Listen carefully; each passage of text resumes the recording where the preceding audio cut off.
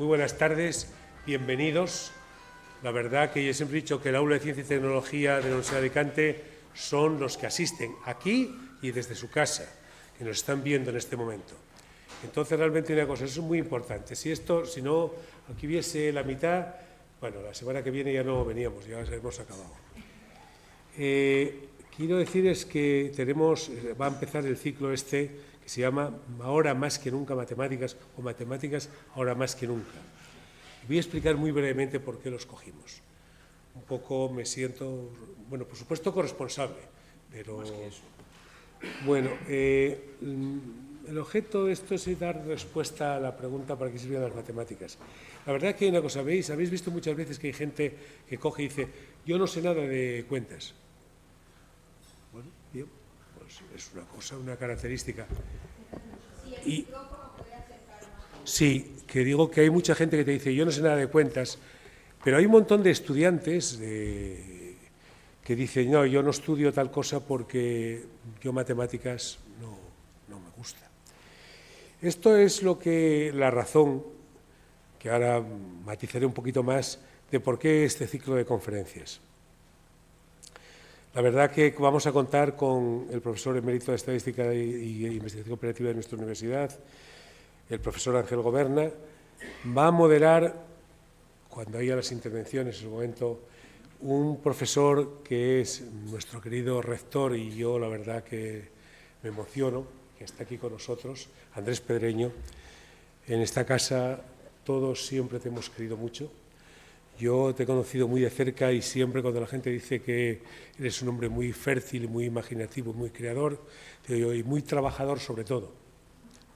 Porque aparecía a las 8 de la mañana, después de no haber dormido en toda la noche, con un montón de papeles que había que intentar a ver cómo se ponía aquello en claro. La verdad que una persona muy, muy trabajadora. Yo la verdad que creo que es una de las virtudes que adornan a Pedreño.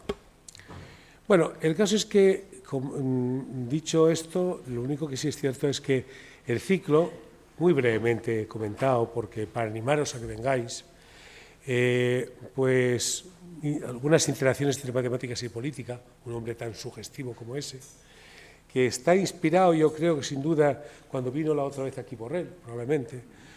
La verdad es que una cosa, luego está un matemáticas en la mejora de la calidad educativa de un exministro portugués de Educación y Ciencia, que hizo cambios importantes y que es matemático, y que nos va a presentar una apología del libro de texto, eso que es tan discutido y tan interesante. Luego está el Día de Matemáticas en las Decisiones Políticas, Josep Borrell, que esperemos que, bueno, lo hemos intentado, ha dicho que sí, esperemos que sea que sí. Y que además lo moderará Carmen Herrero. Y luego uno sobre inteligencia artificial y algoritmos, es que la inteligencia artificial no podía faltar, a cargo de Mercedes Siles, catedrática de Álgebra de la Universidad de Málaga. Bueno, la verdad es que estamos en un tiempo donde la toma de decisiones es muy importante. Y ya lo podéis ver en los últimos problemas que hemos tenido cercanos. La toma de decisiones no es una broma, no es un capricho. Y igual que las matemáticas han entrado en el tema del diagnóstico médico, en meteorología, en los estudios financieros, en la toma de decisiones, han entrado muy fuertemente. No es un capricho como se hacen las cosas. La verdad es que la razón que os decía por la cual hemos escogido esto ha sido porque hay una afectividad en la educación matemática. O sea, a la gente no le gusta, o le gusta, positiva o negativa. Y creo eso que genera una cierta ansiedad. Entonces se plantean a veces, esto fue el inicio, en el año 23 en El País ponía en materia gris, que todos supongo que miraréis más o menos, decía, ¿es bueno suprimir las matemáticas en la educación? Si una cosa no gusta y parece que vale. Entonces, la verdad es que una cosa es curioso porque la verdad que no hay duda.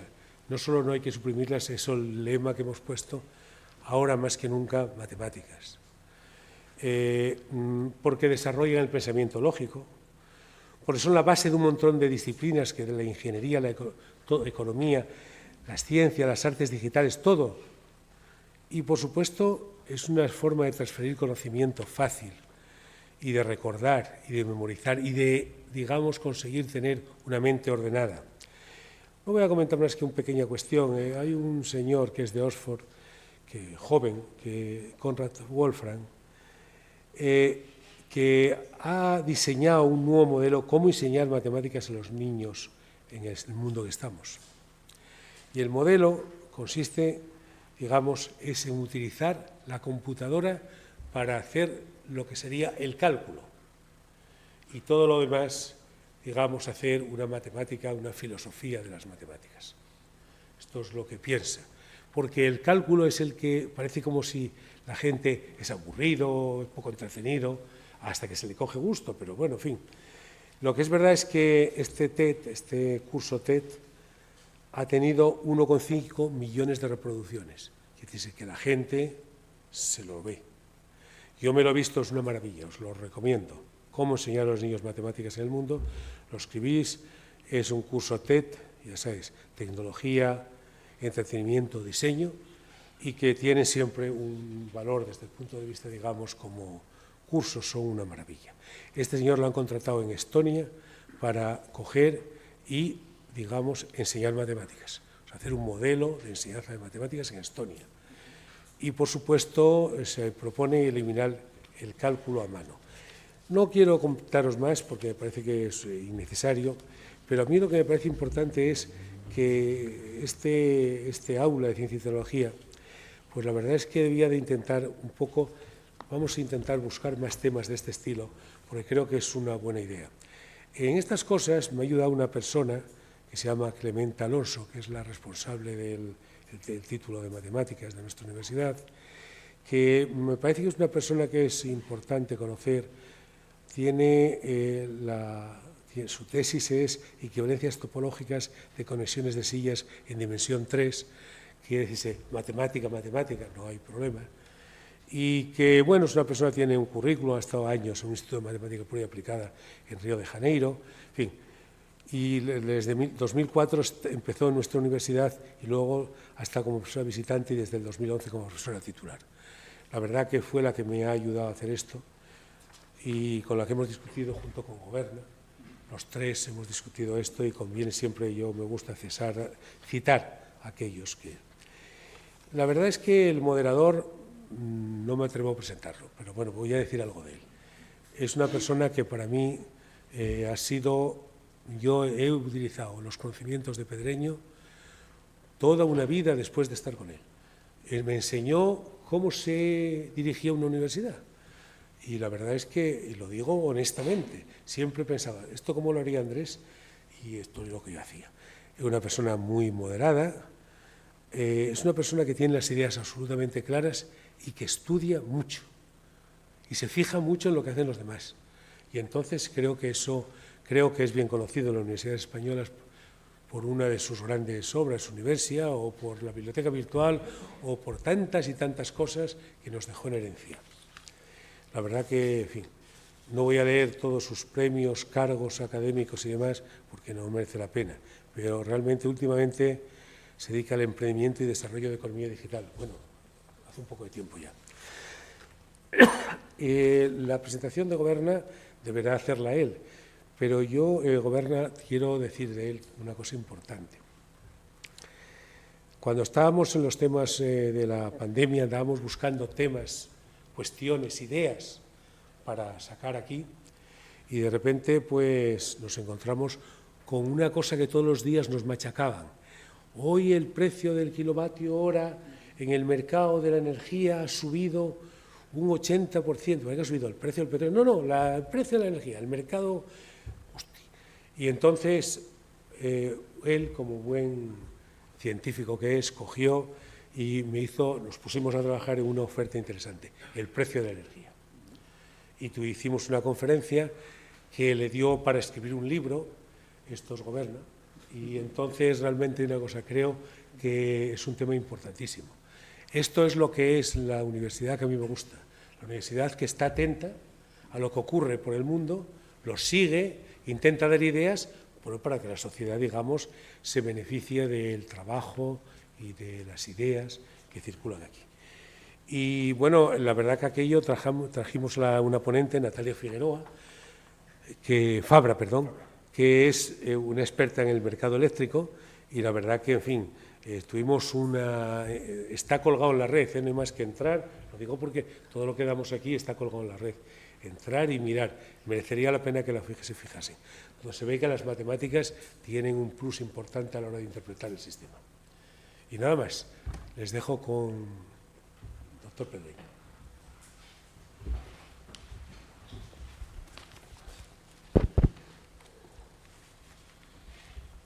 Bueno, muy buenas noches. ¿Se oye? Sí, me lo tendré que meter dentro, porque vamos ya.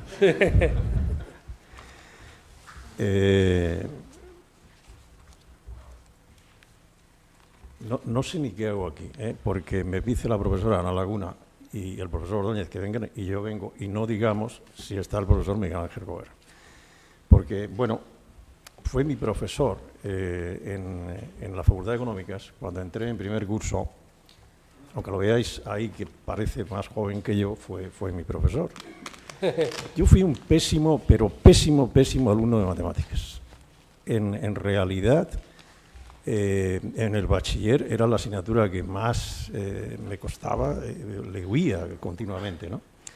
Y claro, ¿cómo se me ocurre estudiar económicas, ¿no? Ahí está Antonio Mira, que él sí sabía matemáticas, le gustaban las matemáticas, fue compañero, ¿no?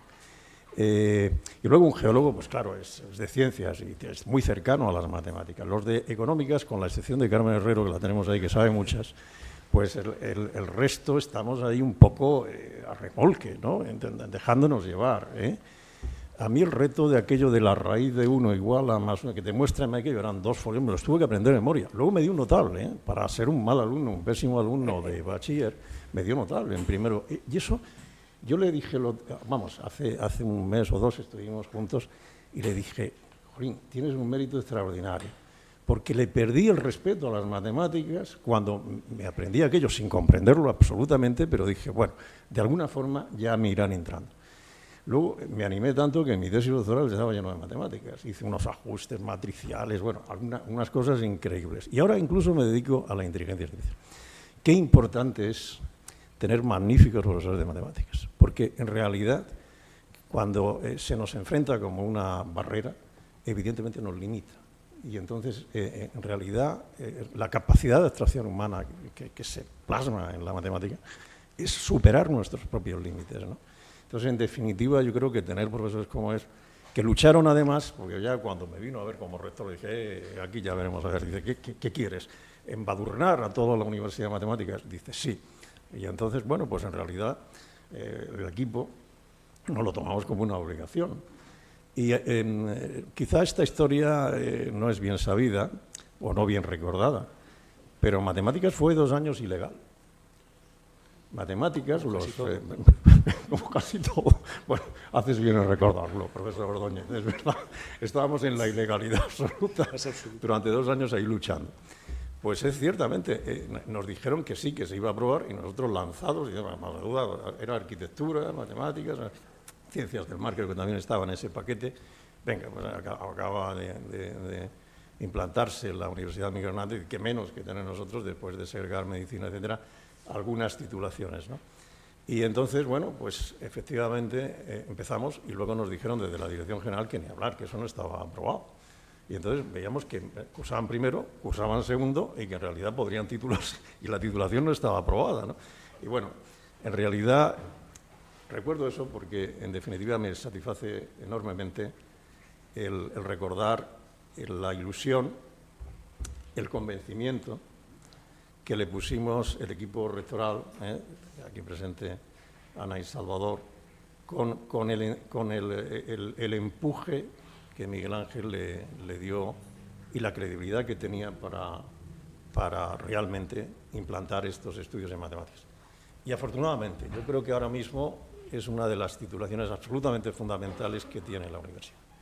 Es decir, hoy que estamos en la era, actualmente que estamos en la era de la inteligencia artificial, es difícil comprender una herramienta de estas características sin el capital humano que le aporta el talento que le aporta la matemática, y realmente su contribución es fundamental. No existiría inteligencia artificial sin los algoritmos que la explican y que en definitiva la hacen crecer y que la hacen corregirse, etcétera, etcétera. Entonces, en esta era de la inteligencia artificial, realmente pues la inteligencia artificial se nutre de las matemáticas, porque dices, es que hay muy buenos físicos, claro, porque son los mejores en matemática aplicada, o de los mejores, ¿no? En definitiva, es la matemática la que hay detrás.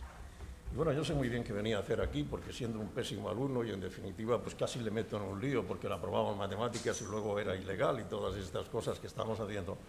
Sin embargo, cuando me dijo que tenía que venir, pues claro, es evidentemente, yo creo que hay que hacerle un tributo al profesor Goberna por haber implantado matemáticas en la Universidad de Alicante. Y entonces le he pedido a ChatGPT que me haga unas palabrillas aquí, entonces, bueno, por eso me he traído el ordenador, porque, bueno, ¿cómo voy a atrever yo a hablar aquí después del profesor Ordóñez, del profesor y tal? Bueno, pues efectivamente, ya ChatGPT me dice que es un auténtico privilegio, Miguel Ángel, el darle la bienvenida a esta sesión inaugural, a este ciclo de conferencias. Qué buen título has puesto, ¿no? Matemáticas ahora más que nunca, ¿no? Lo resume, parece una película, pero en realidad es un buen título, porque yo creo que es reunirnos para explorar ese impacto que tienen las matemáticas en los campos, también muy bien trazado, ¿no? Es decir, en un momento que vive Europa con una situación tan dramática como la de Ucrania, qué bien que nos hable en Borrell, con una especialización que, bueno, pues ahí está, y que sin embargo se va a hacer política con mayúsculas, ¿no? Y estrategia con mayúsculas, ¿no?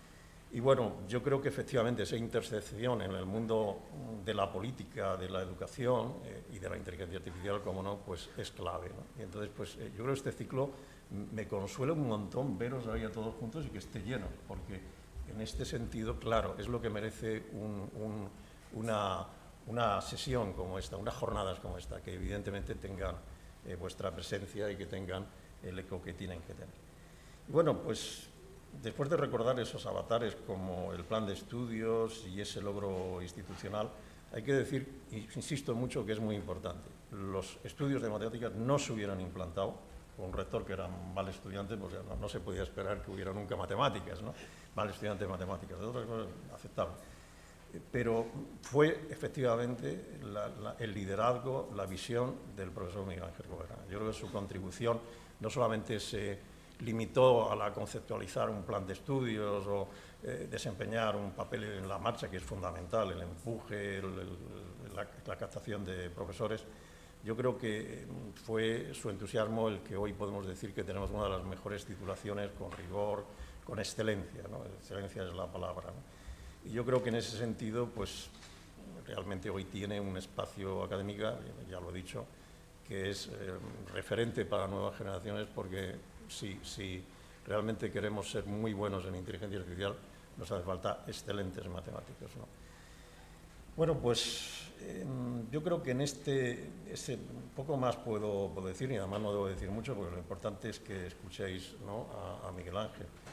Pero muchas veces necesitamos, en definitiva, la matemática como garantía. Cuando decimos que la inteligencia artificial comete errores, que cuidado, que tiene sesgos y que tal, estamos equivocados. En definitiva, los sesgos, hay algún sesgo algorítmico, pero bueno, esos sesgos algorítmicos, digamos que en definitiva no es el mal menor. El mal menor es el comportamiento humano. Recuerdo una de las cosas que de estas que queda entre las sociedades, por ejemplo, cuando introducen en los Estados Unidos las bases de datos jurídicas y entonces ponen a la IA a dictar sentencias. Yo no sé quién fue el bruto que se le ocurrió que la inteligencia artificial, nunca la inteligencia artificial debe decidir cuándo hay un derecho humano, siempre debe ser otra persona. Un juez puede recibir una sentencia y decir, uy, pues qué bien, que esto qué bien que me ha facilitado, me ha dado luz, pero será el juez siempre quien tenga que sentenciar. Pues igual un médico recibe una magnífica interpretación de una imagen del cáncer o lo que sea, pero es el médico quien decide, ¿no? Siempre hay un derecho fundamental, debe ser otra persona la que decida, ¿no? Esto tuve la suerte de discutirlo, de debatirlo con los presidentes de los tribunales constitucionales iberoamericanos y en definitiva a mí me enriqueció muchísimo y me dio seguridad, ¿no? ¿Por qué? Porque en definitiva cuando en Estados Unidos, lo que les contaba, ¿no?, por lo que os contaba. Cuando pusieron a impartir sentencias a la inteligencia artificial, pues detectaron que había una sentencia, que había muchas sentencias donde se repetía un sesgo contra la raza negra. Pues, ¿cómo no iba a haber un sesgo si durante 40 años los jueces habían dictado con ese sesgo? O sea, en definitiva, el sesgo era de los datos, del comportamiento humano. La inteligencia artificial, los algoritmos no estaban equivocados. En definitiva, reproducían el sesgo de nuestro comportamiento, del comportamiento humano, ¿no? Así es que necesitamos mucha matemática, necesitamos muchos algoritmos para, de alguna forma, poder llegar a calar los sesgos humanos, ¿no? Aquellos que, en definitiva, nos hemos introducido, ¿no? Así es que, bueno, me siento, pues, como digo, muy feliz de estar en este ciclo que inaugura el profesor Goen, porque pone de manifiesto la relevancia contemporánea de la matemática. Distingue bueno, yo creo que ha sido he citado antes a Borrell, pero cuidado, Mercedes Siles, que la conozco muy bien, es en realidad además una persona que estos temas lo entiende muy bien, y bueno, Crato, etcétera, etcétera, ¿no? Yo creo que esa es una perspectiva muy polifacética, muy enriquecedora. Por lo tanto, este ciclo es para no perdérselo, porque dialogan con además con los grandes temas de nuestro tiempo. Y bueno, entrando ya en esta jornada inaugural, pues hoy efectivamente tenemos la suerte yo creo que deberíamos rendirte hoy tributo a aquellos viejos rockeros que estuvieron contigo en la universidad, en este título, que es algunas interacciones entre las matemáticas y bueno, yo creo, y la política, ¿no? Promete eso, abrir nuevas perspectivas, más en un momento como este. Así que bueno, sin más preámbulos, pues muy gustosamente te cedo la palabra, Miguel Ángel, y te agradezco una vez más la dedicación a nuestra universidad.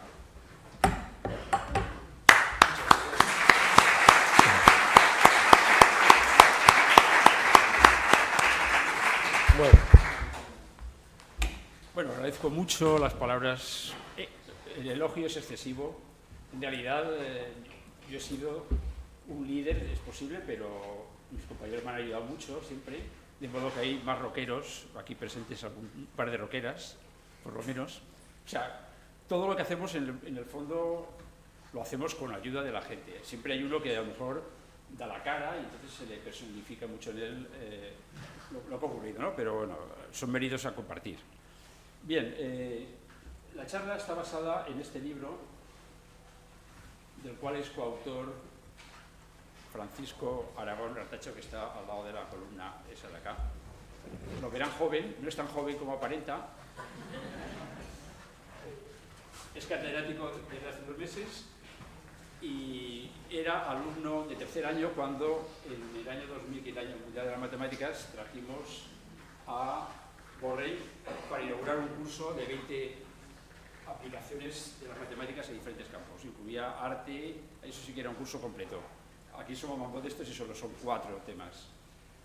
El libro lo concebimos precisamente porque di una charla estupenda en el Paraninfo, Salvador la recuerda, y todos los que estaban presentes, porque nos sorprendió mucho el tema, nos sorprendió mucho cómo lo contó, es muy buen comunicador y no es normal que la gente, por lo menos para los matemáticos, tenga la amabilidad de contar la caja negra que contiene cuando uno toma decisiones en cualquier campo. Y esto es lo que hizo Borrell. Recordarán que ha sido secretario de Estado de Hacienda y de esa época empezó a recoger en una caja datos, papeles acerca de qué estaba haciendo en el ministerio. Luego, ministro de las Públicas, y siguió haciendo lo mismo. Y cuando llegó el momento, todos esos papeles dieron lugar a un librito que se llama La República de Taxonia, que fue el regalo que me hizo cuando regresó a Madrid y de vuelta me mandó el ejemplar firmado y tiene un prólogo muy interesante. Luego es una colección de ejercicios inspirados en la vida real. Entonces hace en la introducción cómo monté el modelo autonómico junto con Antoni Zabalza de la Universidad de Valencia y de la London School of Economics, y todo esto nos lo contó, luego lo desarrolló durante la charla. Eso nos chocó mucho al alumno que era entonces Fran y al profesor que era yo. Yo le hice la presentación, pero me causó cierto impacto. Luego, en el 2020, el año de la COVID, un colega me propuso a mí, y embarqué ahí a Fran, hacer un libro sobre las matemáticas en la política, qué relación guardaban. Hicimos ese librito el que me lo propuso era el organizador de una serie de libros de divulgación, es una editorial especializada en divulgación, con pequeños libros, pero ahora últimamente se ha pasado un libro bien gordo que es la biografía de una conocida política alemana, que seguramente todo el mundo piensa, pero no voy a hacer propaganda de la editorial esa porque sacamos un mal recuerdo. La experiencia fue mala porque firmamos un contrato con cláusula de confidencialidad y luego nos encontramos con que cuando nos mandaron la maqueta del libro no aparecía el nombre de los autores en la portada ni en la contraportada, solamente junto al ISBN. Una cosa inconcebible, naturalmente nos enfadamos, no solo eso, había también alguna injerencia en el contenido. Nos pareció infumable y montamos una rebelión de autores. Buscamos de las series anteriores las direcciones de los que pudimos localizar y mandamos una carta de protesta a la editora. Se enfadaron con nosotros, pero mucho más se enfadaron cuando publicamos un artículo en Babelia, una tribuna, chivándonos a la sociedad acerca de estas prácticas. El título del articulito era divulgar en negro, porque eso es lo que estaban haciendo. O sea, esta editorial lo que cogía era textos que luego se permitía modificar. Los autores, la autoría no era respetada. Bueno, sí, nominalmente sí, porque por lo visto es legal que te reconozcan la autoría en letra de 5 puntos al lado del ISBN. Pero eso no es normal. Y acababa aquel artículo, recuerdo, con la petición a la gente de que no compraran jamás un libro donde no aparecía el nombre del autor. Naturalmente se rompió el contrato y tuvimos la libertad de ampliar el libro, hacerlo como lo queríamos nosotros. Tiene 3 veces más longitud que inicialmente, si no recuerdo mal. Y bueno, salió primero la versión en inglés, en Springer, que es la primera editorial en temas de matemáticas, y dentro de unos días, no sé la fecha exactamente, quizás a partir del 10 o 12 por ahí, del mes de diciembre, aparecerá esta versión publicada por Catarata en colaboración con la Universidad de Alicante. No aparece luego en la portada, pero sí en la contraportada. Bueno, los colegas la han cogido bien. De hecho, el libro, como todo lo que hago yo, no lo hago yo solo. Me ayudan, y no solamente el coautor, sino que pasamos borradores a los colegas que nos hicieron 1000 sugerencias, mejoras. Esto lo podéis incorporar, o sea que el capítulo de agradecimientos es demasiado largo quizá, pero bien justo porque hubo muchísima gente que colaboró. Así que soy afortunado de tener siempre tanta gente que me ha ayudado. Yo me meto en líos, pero me sacan los compañeros o los colegas. Vamos a pasar esto. Joder, el problema. Sí. A ver si puede pasarse. Sí, pasa. Este es el sumario de lo que voy a contar. Empezaré con un repaso de los principales protagonistas, porque una de las características del libro es que nosotros no contamos lo que creemos que se debería aplicar a la política, sino lo que realmente se ha aplicado. Así que lo que primero que hicimos fue buscar políticos vivos dispuestos a colaborar o ver qué escritos han dejado en torno a sus experiencias como políticos de los que hemos encontrado. Entonces pasaremos revista brevemente a los protagonistas. El libro está también lleno de citas textuales de matemáticos y políticos, etcétera, etcétera, porque no nos gusta opinar sobre lo que otros piensan, sino más bien es preferible leerles sus originales, ¿no? Y eso a mí me parece que es interesante. Entonces, hablaré de 3 temas nada más. Evidentemente, hay mucho de qué hablar, porque, claro, relaciones entre matemáticas. La palabra política nos sugiere politiqueo. Esto va más bien de gobernanza en el sentido de cómo las matemáticas ayudan a tomar decisiones en todos los campos, desde la defensa hasta la economía, pasando por la cultura, todos los temas posibles, salud, etcétera. También algo de política, por supuesto. No va a quedar, por ejemplo, fuera del libro la cuestión de la Guerra Fría y la teoría de juegos. En fin, todo ese tipo de cuestiones que son importantes tampoco vamos a excluirlo, pero nos interesaba poner el énfasis en las cosas que afectan a las personas. Y en ese sentido es a lo que nos referimos cuando hablamos de política y gobernanza. Entonces, trataré muy brevemente, porque tengo que elegir los temas, no tengo tiempo para desarrollar todo, ni valdría la pena que hiciera un catálogo de los contenidos del libro. Me voy a centrar en 3 temas. Uno, la salida más... Bueno, primero hablaré de mentiras estadísticas. Es una manera de hablar de estadística y sus aplicaciones. Luego, 3 interacciones importantes, cómo se salió de la Gran Depresión, de la crisis de Wall Street del 29, siglo pasado. Luego, cómo se programó la logística del Pentágono, simplemente porque fue el acta de nacimiento de la optimización numérica, que dio un cambio radical, y es cuando también aparecen los ordenadores, no es casualidad.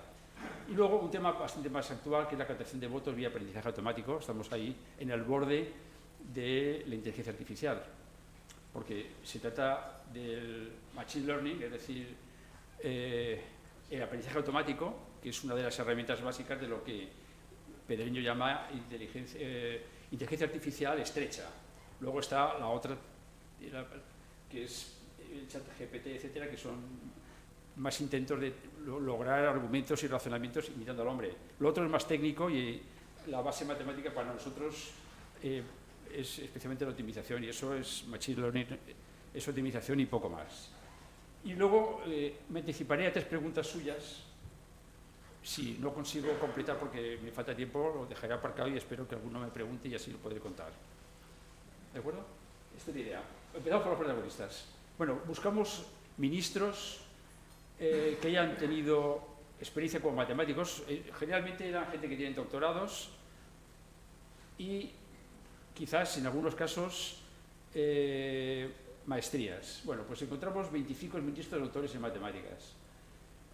Por países están repartidos, excepto que Rumanía tiene una concentración sorprendente, 20%.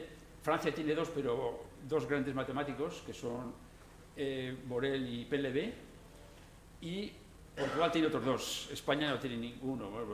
Borel hay que ponerlo en la lista de los que no son doctores, porque, como todo el mundo sabe, él es ingeniero aeronáutico, economista, estudiaba en verano ingeniería aeronáutica, en verano, durante el curso, era ingeniero, estudiante de ingeniería, luego estudiante de económicas en verano, luego hizo una temporada en el kibbutz, recordaremos, o sea que él tiene gran conocimiento de Israel, ahí conoció a su mujer, con la que tuvo un par de hijos, o sea que cuando vemos sus actuaciones en relación con el tema palestino, tiene doble mérito, porque está en el momento justo y encima tendría presiones de alguna manera porque estuvo vinculado con la cultura judía.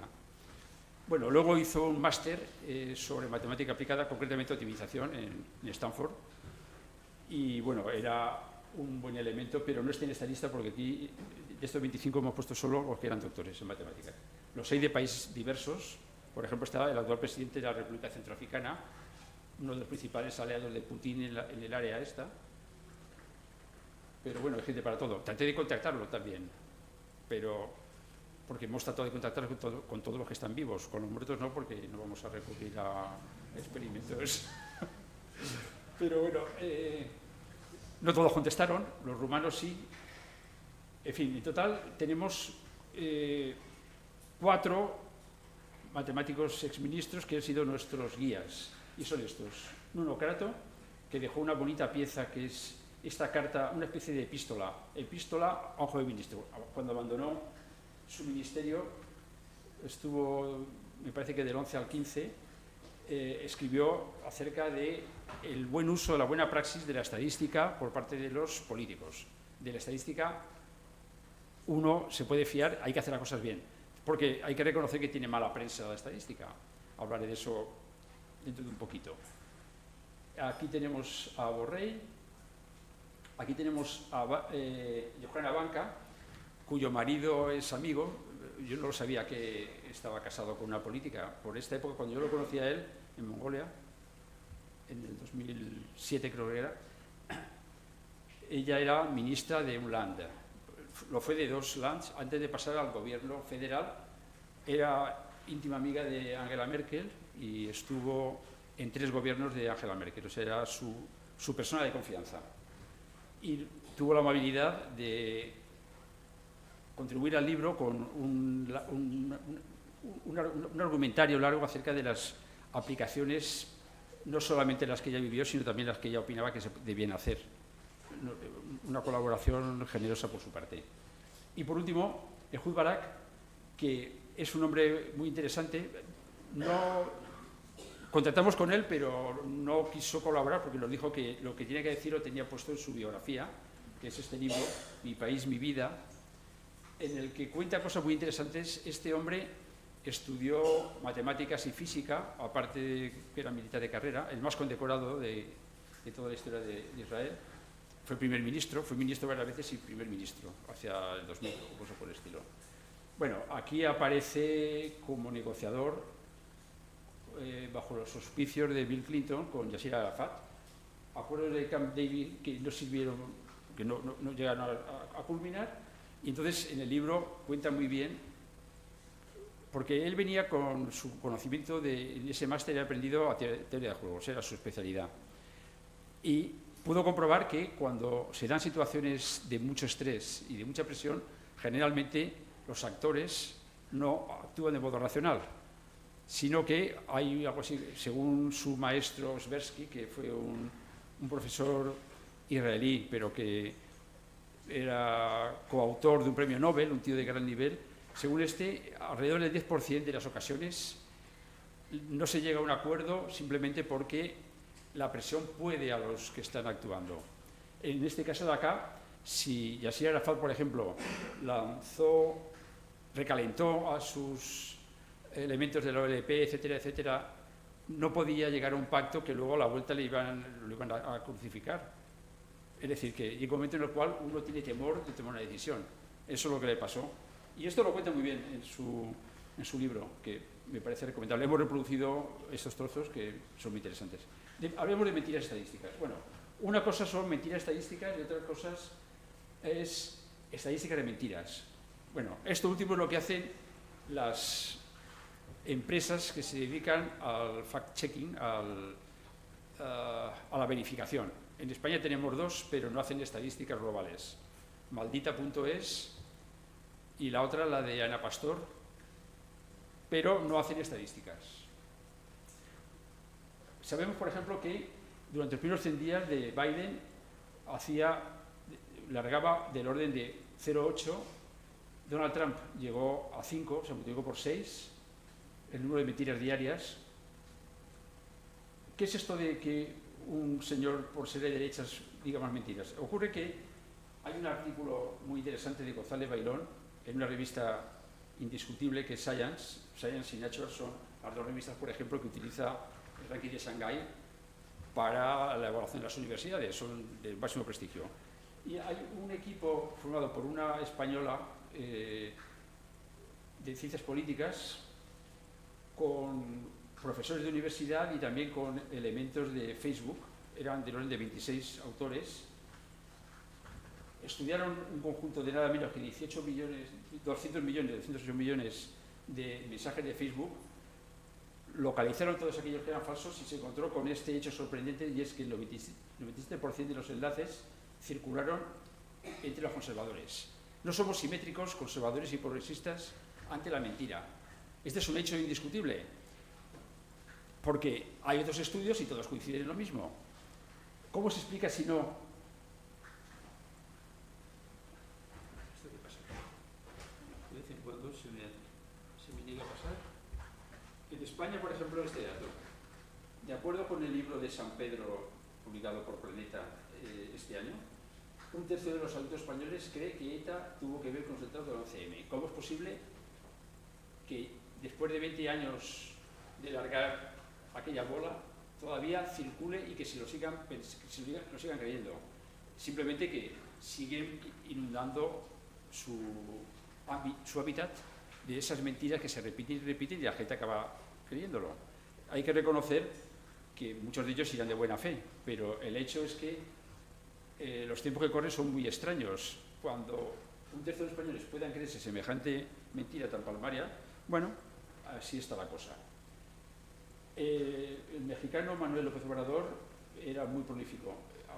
Tenía un programa de televisión por las mañanas de varias horas y llegó a 60 mentiras diarias, o sea, 12 veces más que Donald Trump.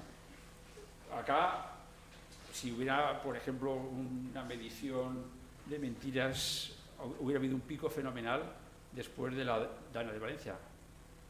El relato del 29 de octubre ha dado mucho de sí y sigue dándolo.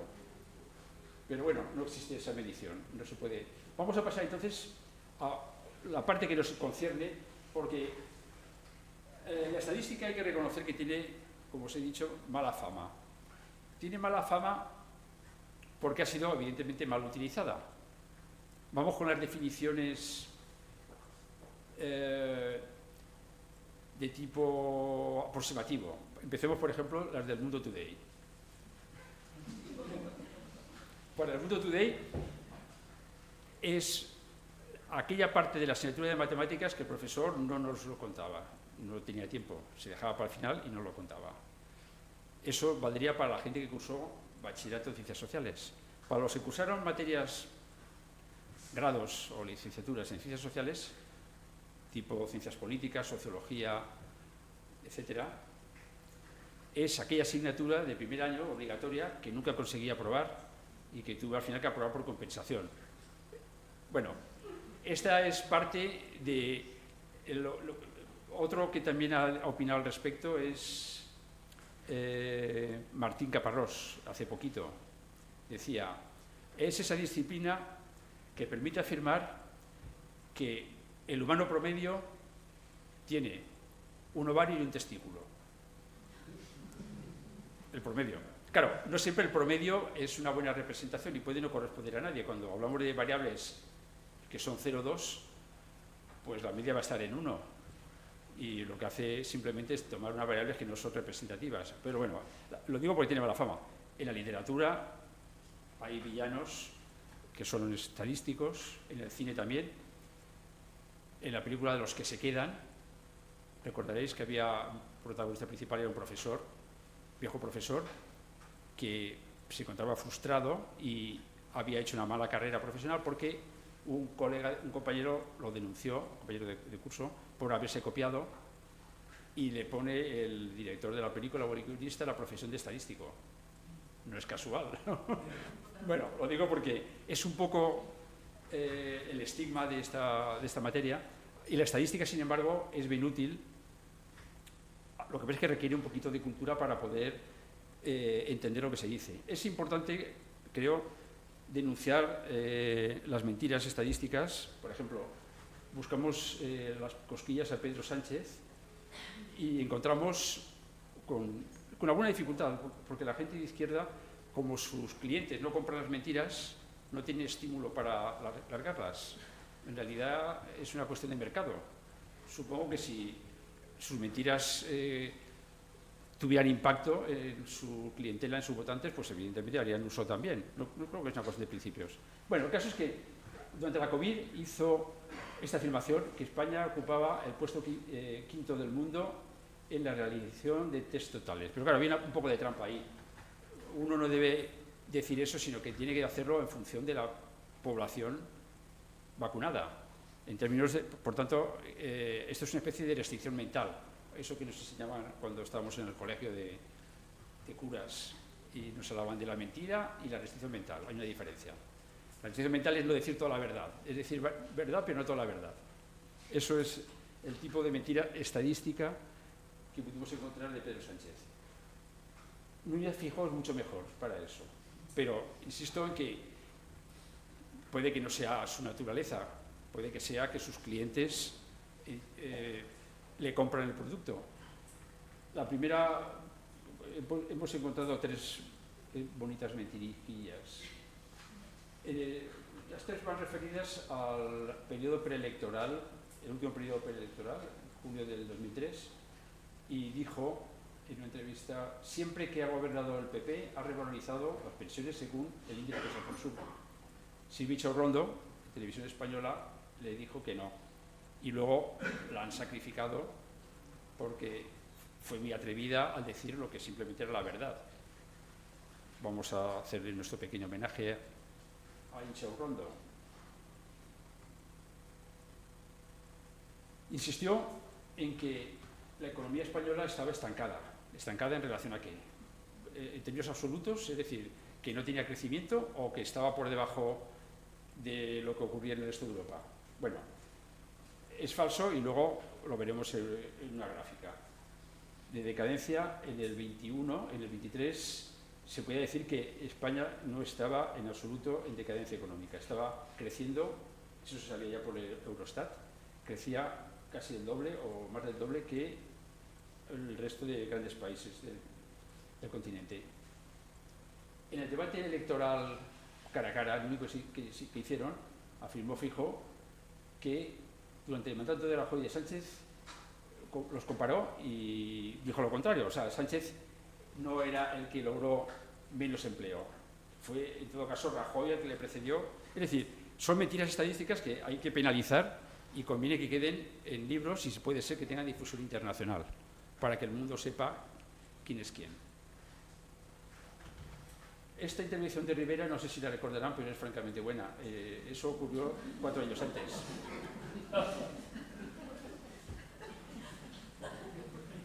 No sabemos si fue un ataque de sinceridad o que el subconsciente le gastó una mala jugada, no sé. Pero en todo caso, es interesante que fue el sincero por excelencia.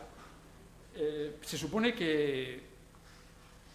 No hablo de las definiciones serias de estadística, que serían las que vamos a buscar en el diccionario de la RAE, ¿no? En la RAE dice 2 acepciones para la estadística. Una es tratamiento de datos, es decir, que con los datos numéricos uno hace gráficas, hace tablas, hace proyecciones. Eso es lo que hace, por ejemplo, el INE con la economía nacional. Y luego está la inferencia. La inferencia es de datos tomados de una muestra, sacar información acerca de una población, que es lo que hace el Centro de Investigaciones Sociológicas. Del CIS no tengo que decir nada porque todo el mundo sabe que sistemáticamente se equivoca a favor del gobierno. Siempre hace predicciones favorables y, claro, no te lo puedes tomar en serio.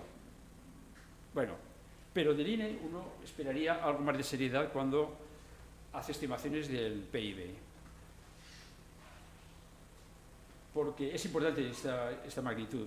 El PIB aparece, es importante porque si va mal, evidentemente es un arma para la oposición, evidentemente, pero es que además, como del PIB depende el denominador de otras magnitudes, como puedan ser el déficit de la deuda pública y la presión fiscal, evidentemente todo eso está mucho peor de lo que parece.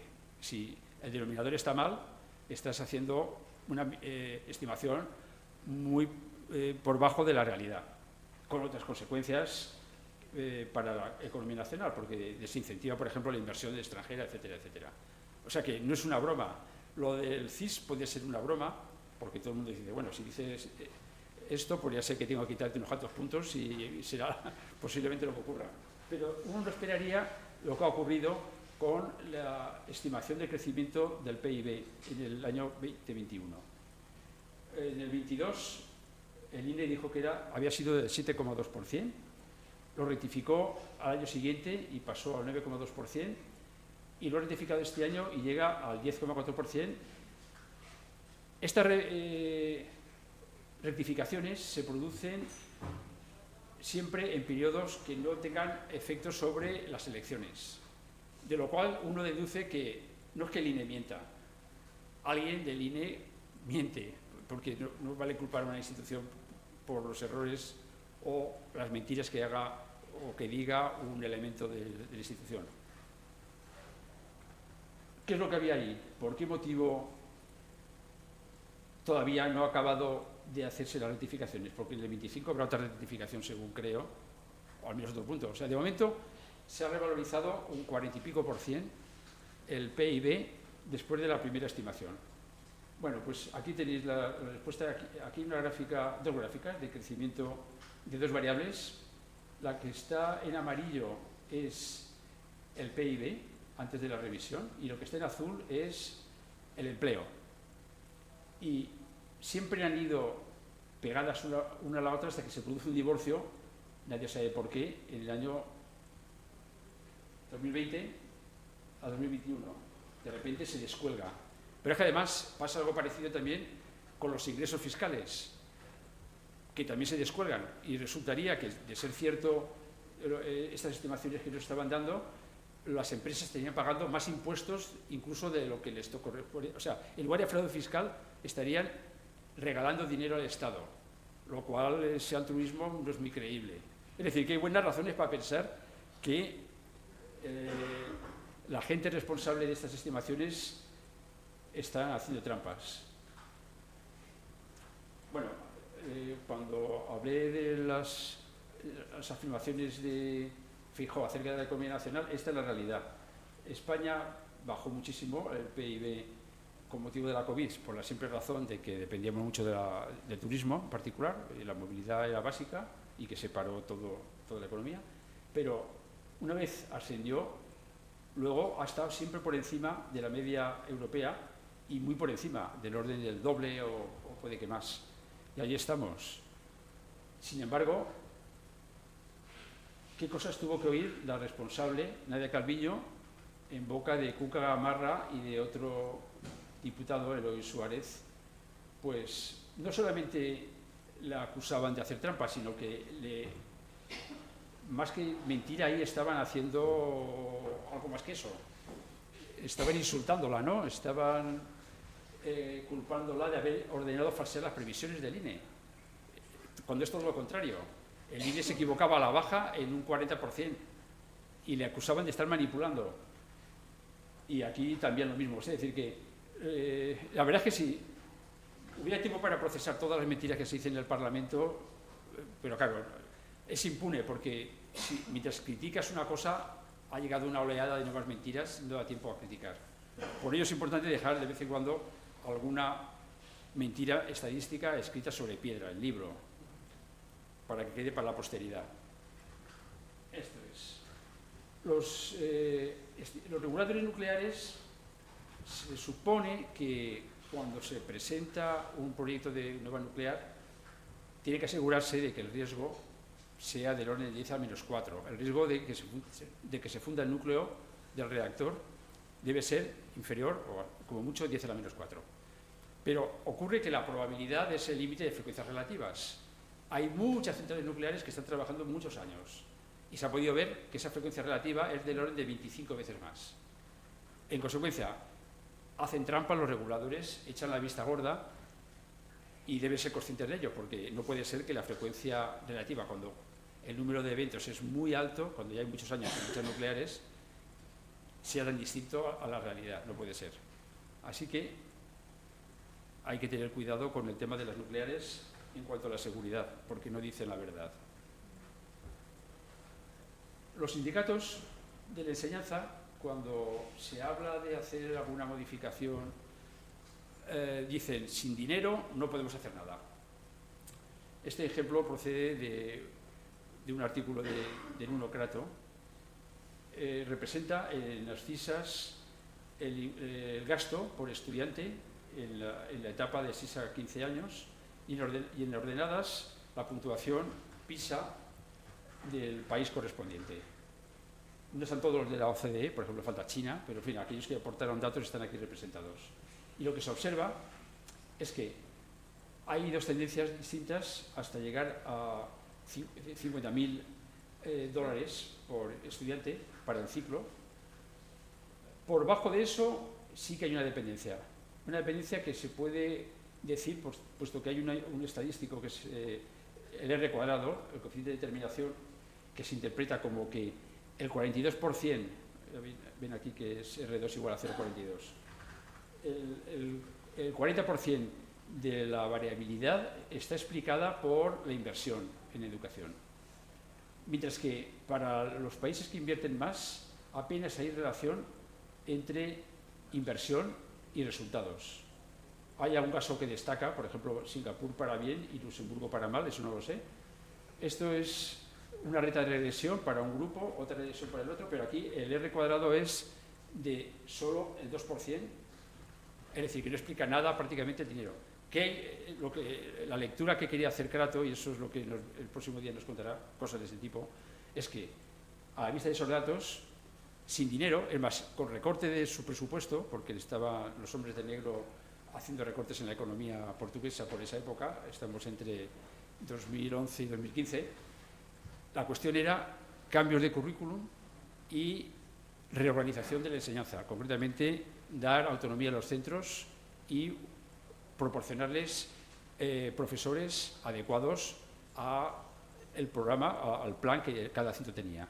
Esto fue lo que hizo y que fue muy rompedor y que tuvo buenos resultados. Entonces, en consecuencia, esta es una lectura positiva de una gráfica. La estadística puede ayudar a ver las cosas bien. Claro, hay que saber interpretarla, tampoco hace falta saber mucho. Vamos a hablar acerca de una de las interacciones que más me gusta a mí, que es la salida matemática a la Gran Depresión. Un tema del que se ha escrito mucho. ¿Me falla de vez en cuando?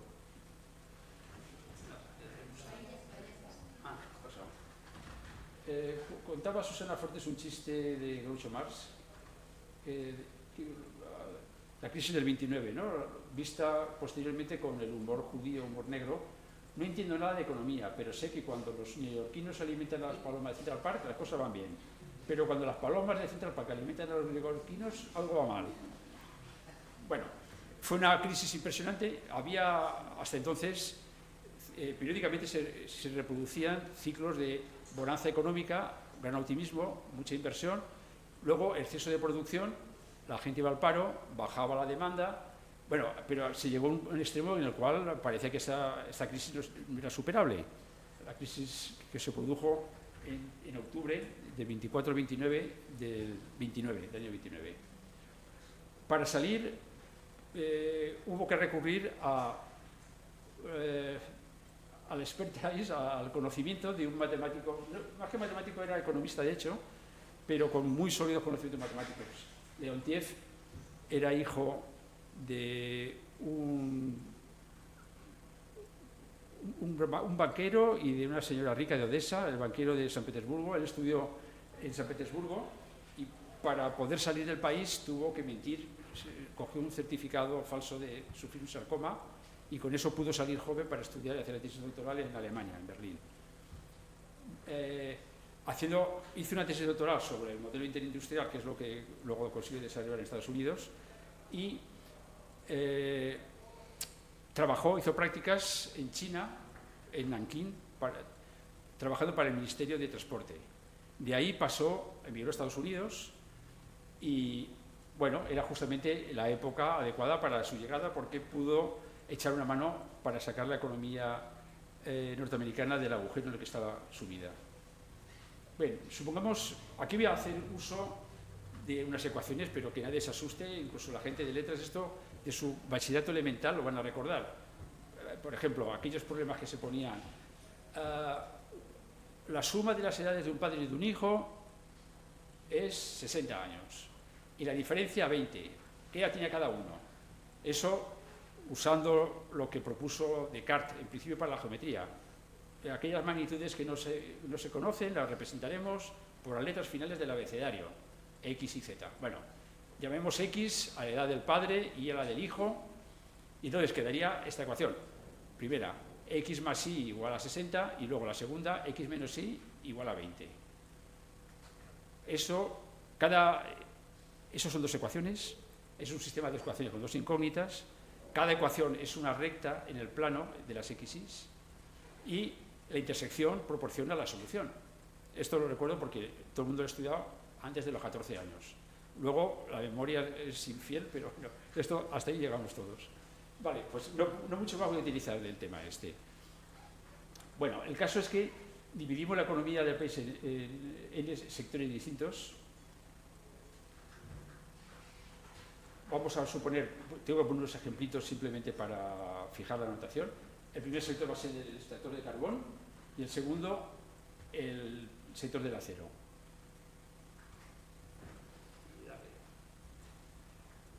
Vamos a llamar a sub 1,1 el número de toneladas de carbón que se utilizan para extraer una tonelada también de carbón. Porque claro, las minas tienen pequeños trenes que llevan vagonetas, también hay sistema de calefacción, o sea, estamos hablando de los años 20. Entonces, para producir carbón en la mina se utilizaba carbón, pero para producir acero se utiliza más carbón todavía. Bien, esta cantidad de acero, este cociente va a estar entre 0 y 1 como fracción. A sub 1, 2, el número de toneladas métricas de carbón que se requiere para producir una tonelada métrica de acero. Estamos haciendo ratios. Tenemos A1,1, A1,2 y en general, evidentemente, no va a utilizarse todo el carbón que se extrae, no se va a utilizar para producir carbón. Eso no puede ser. Así que la primera cantidad va a estar entre 0 y 1, eso pasará para todas estas constantes que lleven índices iguales, a sub I tiene que ser entre 0 y 1, y los demás van a ser simplemente no negativos. Con eso se construye un balance. Bueno, primero que nada, vamos a llamar X/1 la producción total de carbón durante el último año. Entonces, como A1,1, este coeficiente era el cociente de la cantidad de carbón utilizada para producir una tonelada de carbón, el divisor es precisamente el X/1, o sea que este producto de aquí, es simplemente el número de toneladas de carbón consumidas por el sector del carbón. Bueno, pues con esto se hacen los balances, los detalles no importan tampoco mucho. Esta suma representaría, el primer sumando es la cantidad de carbón consumida por el sector del carbón, la cantidad de carbón consumida por el sector del acero, y esto podría ser la cantidad de carbón producida por el sector frutícola, pongamos por caso. Toda la producción de carbón excede esta cantidad porque por medio habrá también hogares, habrá residencias de ancianos, habrá una serie de entidades que no formen parte de los sectores productivos seleccionados. Esta diferencia es lo que se llama demanda final de carbón. Bueno, hasta aquí esta anotación para la gente que no está habituada a esto le puede costar un poquito, pero bueno, esto es un balance de masas. Este balance... Estoy sufriendo con el paso. Bien, el balance es este. A la parte de la izquierda es todo el carbón que ha sido utilizado por todos los sectores productivos, y a la derecha todo el carbón producido menos el demandado por los consumidores, digamos. Y todo eso, pasando unos elementos uno de otro, dan esto que no es un sistema de ecuaciones, sino que es una identidad entre dos cantidades. Esta es una identidad. Ahora bien, y aquí viene la idea importante, si se modifican las demandas, si en lugar de poner D/1 o D/N ponemos ahí unas demandas superiores, pongo por caso, ¿qué valores habría que darles a las X para que cuadrara todo esto? Es decir, la cuestión es esta. Ya pasó, demasiado. No sé, ¿qué pasa? Bueno, aquí esto de aquí es un sistema de ecuaciones obtenido de aquí arriba, quitando las barras sobre las cantidades que en el ejercicio anterior estaban fijas. En lugar de X/1 ponemos X1 y se convierte en una incógnita, y en lugar de /1, que era la demanda que había en el curso anterior, aquí aparece la demanda que deseamos que tenga la economía. Entonces ahora viene la decisión política. Bueno, y también otra cosa, claro, hay que añadir la condición de que estas variables tengan que tomar valores negativos, porque no se pueden hacer producciones negativas. Bueno, este es un sistema de ecuaciones, n ecuaciones y n inecuaciones de signo. La cuestión es la decisión política. La tomó el presidente Roosevelt, Franklin Delano Roosevelt, que adoptó la política keynesiana. Keynes fue un probabilista, llegó a hacer un libro de probabilidades, también matemático, que acabó siendo un gran economista, y de hecho puede ser el matemático con más influencia en el mundo económico, y que rechazó militar en partidos y ser parte del Parlamento. Se lo ofrecieron, incluso diferentes partidos. No quiso hacerlo. Bueno, el caso es que la decisión fue la de cambiar, endeudar el país es menester para inyectar dinero y hacer que las demandas crezcan, meter cantidades mayores, y con eso lograr un crecimiento armónico en el que estén disponibles todas las materias primas necesarias y que todo encaje en el sistema. Entonces, 3 retos para los matemáticos. No entiendo bien esto, porque funciona, pero bien está. Primero, ¿cómo calcular la solución cuando n es grande? Este problema no era pequeño. El segundo problema que había que resolver era si se podía afirmar a priori que cualquiera que fueran las demandas que se pusieran, se pudiera encontrar una solución no negativa. Y la tercera cuestión es la de la estabilidad. Y es que en el caso de que haya pequeñas variaciones en los coeficientes o en las demandas, se produce también una pequeña variación de las variables. Estos son los tres problemas que se planteaban.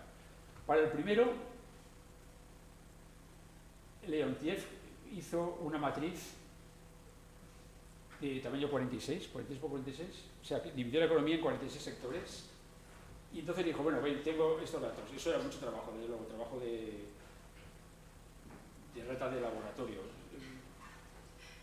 A continuación viene, bueno, tengo un sistema ahora,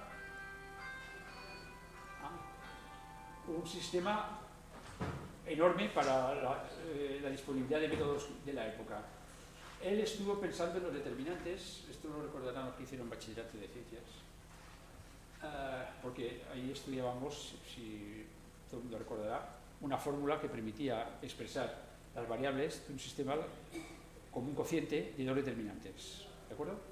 Un determinante simplemente es un producto de elementos de la matriz y n productos de ese tipo.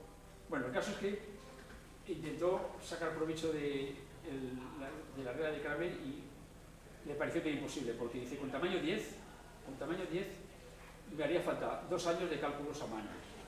Tuvo la suerte de que un colega del MIT fabricó un aparato, generalmente eran telares reconvertidos, para poder efectuar los cálculos y no tardar 2 años para hacer las cuentas. John Gilbert. Pero tuvo que agrupar datos y en lugar de tener una matriz de tamaño 46, una de tamaño 10, que era muchísimo menos. Bueno, a continuación vamos a ver las soluciones de los retos. ¿Cómo resolver los sistemas? Pues una idea muy sencilla, ¿no? En el caso de un sistema que es a 2×2, se trata de encontrar la solución de las dos rectas. Tenemos un sistema de dos ecuaciones con dos incógnitas, o sea, buscamos la intersección de dos rectas. Salimos de un punto arbitrario, proyectamos sobre una recta, a continuación proyectamos sobre la otra. Aquí no me funciona nada, la tecnología está en contra mía, vale. A continuación proyección sobre la otra recta, etcétera, ¿no? Y con eso se consigue una sucesión que se demuestra, lo probó Neumann, que converge a la solución. Pero claro, es un punto de vista distinto. Fue un poco un cambio radical, porque hasta entonces se buscaba una fórmula que diera la solución, mientras que en la práctica te puede bastar con una solución aproximada, que es mucho más fácil de calcular. Que esa es la idea. Claro, en lugar de ser 2×2, ya era pasar a un sistema 10×10 para los datos iniciales y luego fue creciendo. Esta fue la idea utilizada. Ahora las matrices son de tamaño 500. Esto del modelo interindustrial está tan extendido que hay 600 sociedades nacionales e internacionales dedicadas al tema. O sea que hay muchísima gente involucrada, de los Institutos Nacionales de Estadística de todos los países y regiones. En cuanto a la segunda pregunta, hubo que esperar a 49 para tener la seguridad de que existe siempre una solución única del sistema lineal y es no negativa. Eso lo demostraron Hawkins y Simon en 1949. Pero ya estaban 12 años o más resolviendo estos problemas al principio sin saber si la solución que encontrarían satisfaría la condición. Y por último, y aquí me dirijo a los colegas matemáticos que lo entenderán, si la solución x1, xn es un cociente de determinantes, lo que hay en el numerador es un polinomio en los datos, en los a sub i j y en los d sub is. Y en el denominador lo mismo. En consecuencia, es un cociente de polinomios. Los polinomios son funciones continuas y derivables y, por tanto, los x sub i van a ser funciones continuas y infinitamente derivables, o sea, van a ser muy suaves en función de los datos. Lo cual era una garantía de que no hacía falta hacer los cálculos con mucha precisión por esa continuidad, que no hacía falta tampoco recalcular los coeficientes tecnológicos cada año, se hizo cada 5 años. Todas estas ventajas son consecuencia de la estabilidad del modelo. ¿Cómo andamos de tiempo? Bueno, un poquito más. Acabaré esto y dejar las preguntas para después. Acerca del el Pentágono y la planificación de actividades del Pentágono. Aquí es cuando se produce un salto radical porque se pasa de los problemas resueltos a mano a los problemas resueltos con ordenador. Esta es la cuestión, ¿no? Problemas de optimización, de problemas de factibilidad a problemas de optimización. Imaginen el problema consistente en suministrar diésel desde P depósitos a las bases, un número de Q. Un modelo de juguete sería este que viene aquí. Habría dos depósitos y 3 destinos. La cantidad que se van a enviar desde las fuentes a los destinos aparecen en esta figura, son 4, 2, y los destinos se pueden medir en barriles de diésel, por ejemplo. Es un problema de juguete. Lo que está aquí, esto es lo que se llama un grafo. Los nodos son estos puntos, las fuentes y los destinos, hay 5 nodos, y se trata de determinar las cantidades que se van a mandar a través de cada arco. Cada arco representa un medio de transporte. Se supone que de cualquier fuente se puede llegar a cualquier nodo al precio de lo que aparece encima. La solución, por la cuenta de la vieja, es muy fácil porque simplemente uno empieza, dice, en uno tengo 4 barriles, mando 3, porque el arco primero es muy barato, es el menor coste posible, el que me sobra lo mando al destino 2, a la segunda base, y así sucesivamente. Y con eso se obtiene una solución fácilmente. El problema es que cuando P y Q son grandes, y pueden ser típicamente lo que pasaba por lo menos en el año 45, porque estamos con la guerra recién acabada, es que P y Q son del orden de decenas de millar y de centenas, y por tanto se trata de millones de variables, una por cada arco. Entonces uno plantea el modelo, llama X sub I J, si este es de la fuente I al destino J, ese arco no le ponemos una capacidad para simplificar y decimos que es X y J lo que mandamos, uno obtiene este sistema de restricciones. Hay restricciones de igualdad. Esta de aquí simplemente dice que debe satisfacer la demanda de todos los destinos. El segundo bloque de igualdades nos dice que la oferta de toda la fuente debe ser también satisfecha. Las restricciones físicas, los arcos se recorren en un sentido único, no pueden regresar el barril atrás. Y luego la restricción presupuestaria, y es que el coste total de la operación, que es esta función lineal que aparece a la izquierda, debe ser menor o igual que el presupuesto disponible M. ¿Cómo abordar con este sistema? Bueno, ¿cómo resolver antes? Antes tengo puesto cómo resolver. Imaginad que tenemos un sistema de inecuaciones. Aquí hay ecuaciones e inecuaciones, pero se pueden poner todo como inecuaciones. La ecuación queda representada por una recta y la inecuación queda representada por un semiplano, es decir, lo que queda de un lado de la recta. ¿Cómo encontrar un punto que esté en la intersección de dos inecuaciones, que sea la solución de un sistema 2×2 de inecuaciones? Pues otra vez por proyecciones. Arranca uno de un punto aleatorio, proyecta ortogonalmente sobre el primer semiplano, luego sobre el segundo y así sucesivamente, y se forma una sucesión que converge a una solución factible. Este es el tipo de solución que se puede encontrar por el método de proyecciones. Bueno, aquí tenéis una representación para que vean las cantidades, el número de bases que tendría Estados Unidos en el 45. Por eso dice que son cifras millonarias en cuanto al número de variables que hacía falta. Y llegamos al punto de la transición, y aquí acabaré pronto ya. Esto lo escribe George Dantzig en sus memorias. Él dice, bueno, George Dantzig era un matemático que estaba estudiando en Berkeley, preparándose su tesis doctoral. El profesor puso trabajo para casa, creía él que era trabajo para casa porque llegó a la clase tarde, le parecieron muy difíciles los problemas, al final uno de ellos lo resolvió y la idea que tenía era un problema de tipo de programación lineal, o sea, había infinitas restricciones de ecuaciones y un número finito de variables, un problema que ahora se llamaría semi-infinito, pero en todo caso un problema que es una extensión de la programación lineal. Y bueno, concibió un método geométrico para resolver el problema, pero interrumpió ahí su investigación porque fue contratado por el Pentágono. Pero cuando acaba la guerra le animan a que organice la recogida de datos y las soluciones de los problemas.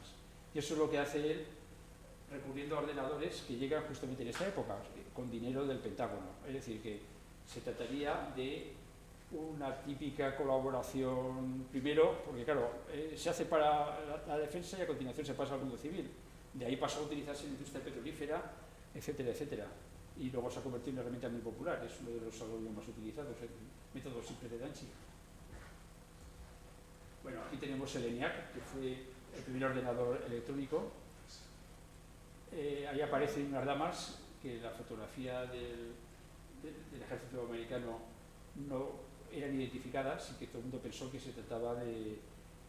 llamaban las señoritas del refrigerador, las que ahora se ve en televisión con los coches, cuando se hace un anuncio de coche siempre una señorita, para que anime a los compradores. Bueno, pues eso mismo se hacía con los refrigeradores.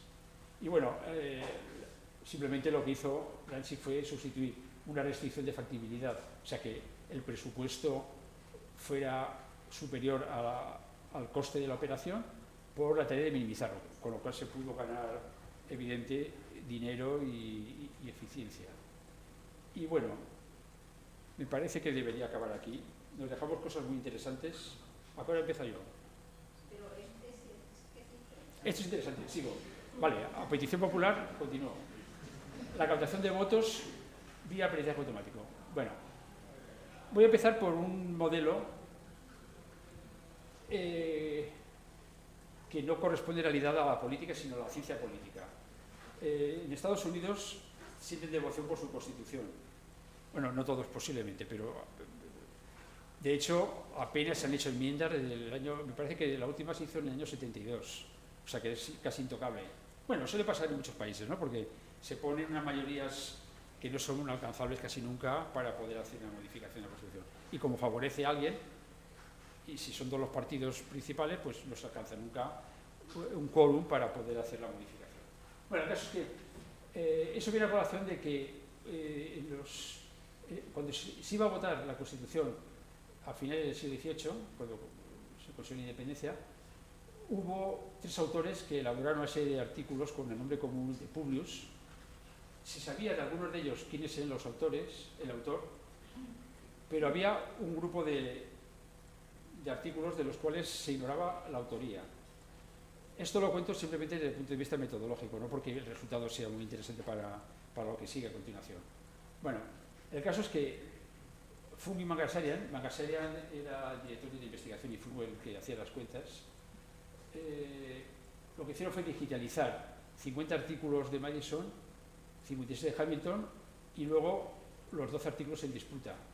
La cuestión era si se les podía atribuir autoría utilizando el recuento de palabras, las frecuencias relativas con las cuales aparecen ciertas palabras.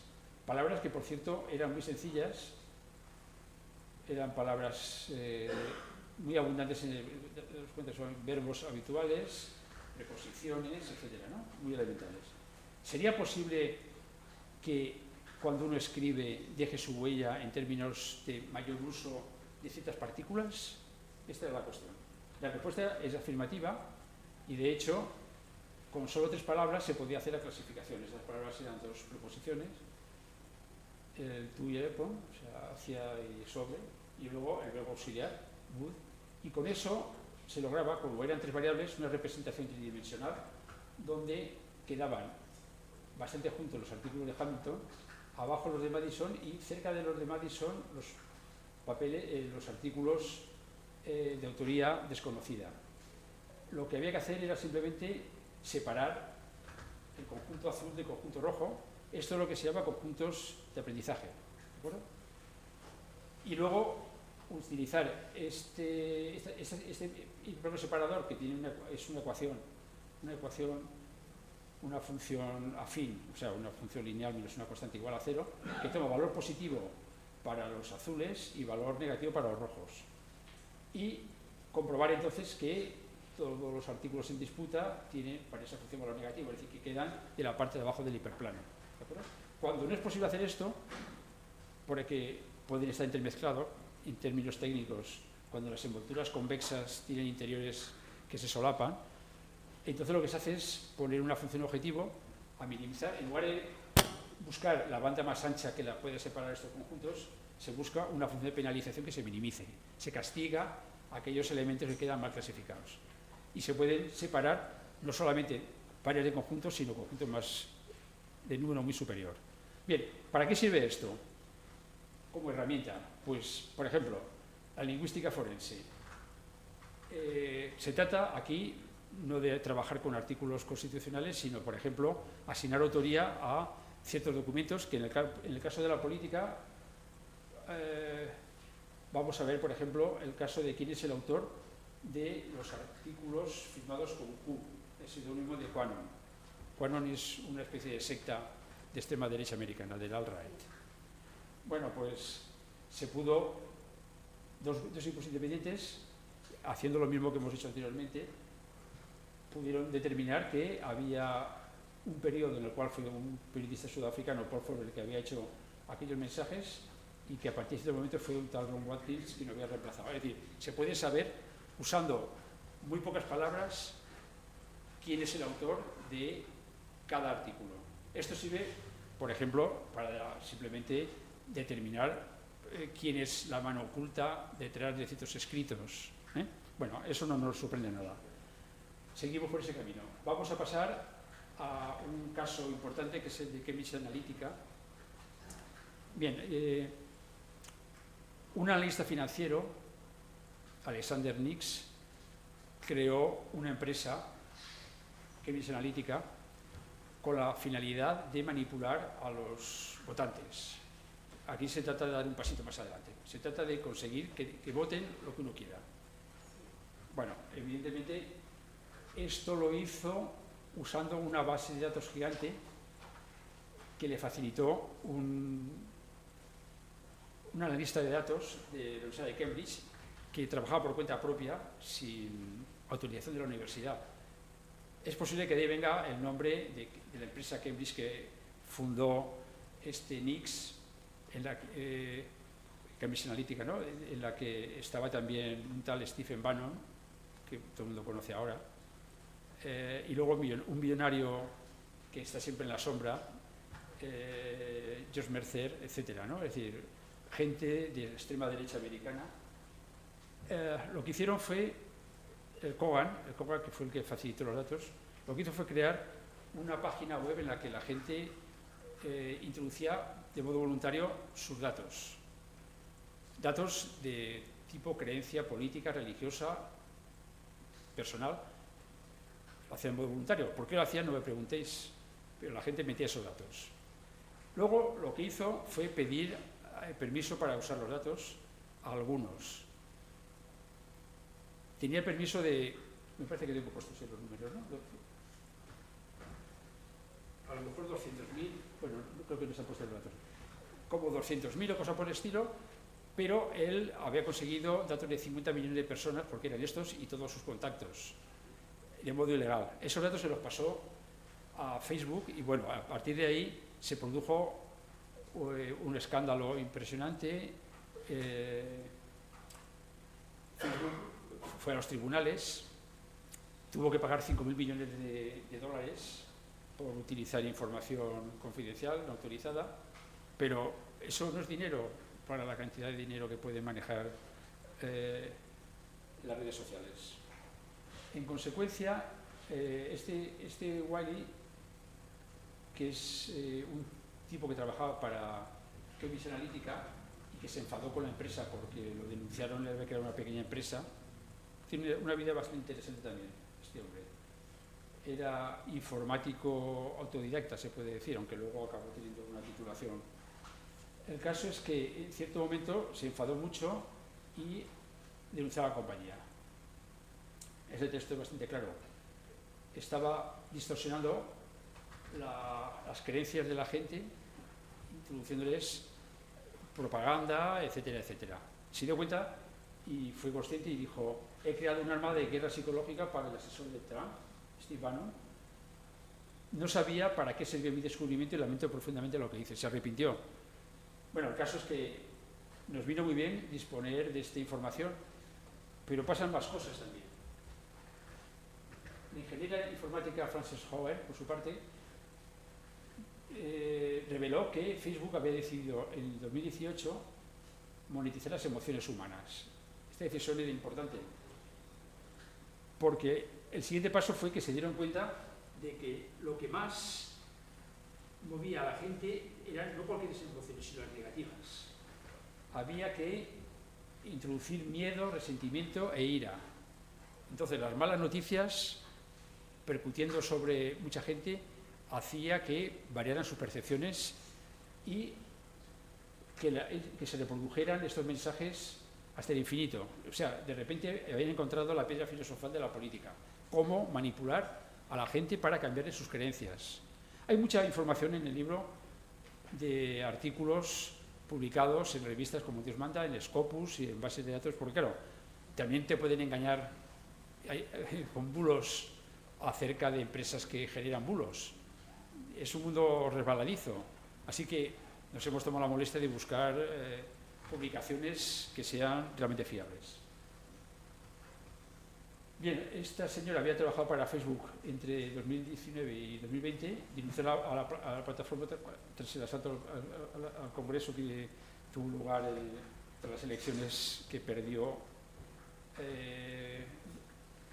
nuestro amigo Trump y que se negó a admitir la derrota. Ahora X se ha convertido en la campeona, como todos sabemos, en la difusión de bulos maliciosos. Ya lo era antes de que lo comprara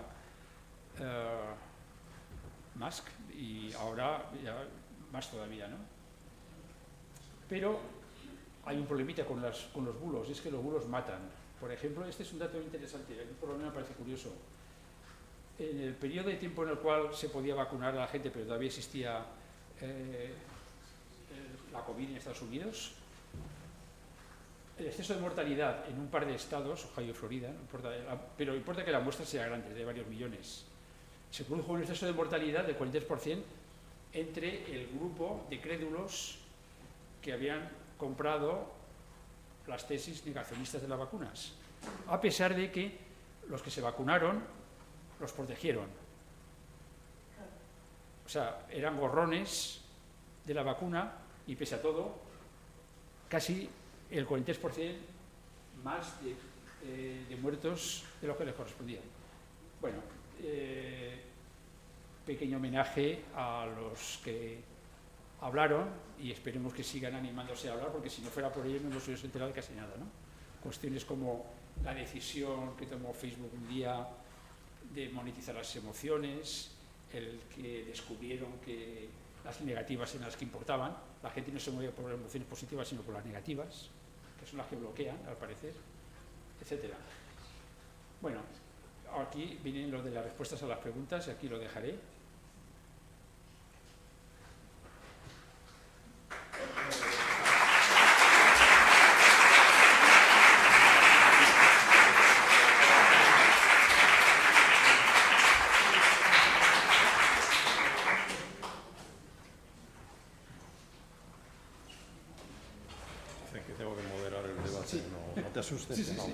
Sí. Bueno, pues efectivamente, después de esta interesantísima, se queda cortísima exposición, pues abrimos el debate. Así es que, por favor, pregunta allí, levantan la mano. Primero de todo, quería agradecer al profesor Goberna el estar aquí y el que haya hecho que mucha gente de esta sala hayamos podido estudiar matemáticas, y mis elogios para él y para todo el mundo que ha sido colaborador suyo y que ha podido ayudarle con él. Entonces, haciendo apología al comentario estadístico del que hablaba antes, se podría decir que esta charla me ha dejado indiferente, porque tengo el mismo número de elogios que de críticas. Vale. Entonces, como nos conocemos, los elogios se los diré encantado en privado y me gustaría comentar dos críticas sobre la parte introductoria de dos análisis que se han hecho que creo que son ligeramente sesgados. Si puedes poner el gráfico de la inversión en educación. Los matemáticos tenemos muchas formas de analizar datos. Sí. Entonces, hay un modelo que nos ha servido mucho y desde el principio, que ha sido la regresión lineal, que Bueno, es ya. obtener tendencias lineales de datos. Sí. Pero esos datos se han escogido a mano, entre comillas, se ha separado datos de la izquierda y datos de la derecha y se ha llegado a la conclusión de que se pueden establecer dos regresiones lineales separadas porque son dos grupos separados. Pero no olvidemos la ley de los retornos marginales. Es decir, que no es lo mismo... Una curva tipo... Logarítmica. Es Sí, claro, decir, se que entiende bien. separando esos dos grupos de izquierda y derecha se comete un sesgo. ¿Por qué?